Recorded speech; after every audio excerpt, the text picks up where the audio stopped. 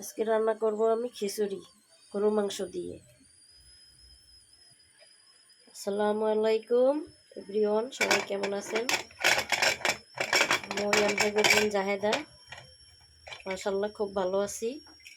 তো এই যে খিচুড়ি বসাইছিলাম, এখন লাড়া দিয়ে দেখব কেমন হয়েছে। আর প্রেশার কুকারে কিন্তু খিচুড়ি বলেন বিরিয়ানি বলেন কি খুব জর্জরি হয়। এই দেখেন কি সুন্দর হয়েছে, একবার জর্জরি হয়েছে, দেখছেন? তো এটা লাড়া দিব এখন। এই যে দেখেন প্রেশার কুকার থেকে বড় পাতিলে ঢাইলে নিছি, কারণ প্রেশার কুকার ভিতরে লাড়া দেওয়া যাইতেছিল না, এর লেগে ফাইলে ঢাইলে তারপরে একটু লাড়া দিয়ে রাখে দিলাম। এই দেখেন কতটা ঝুরঝুরি হয়েছে খিচুড়িটা, খাইতে কিন্তু ভালো লাগবে। প্রেশার কুকারে খিচুড়ি বা বিরিয়ানি বা গরু মাংস যা কিছুই রান্ধেন খাইতে অনেক মজা লাগে।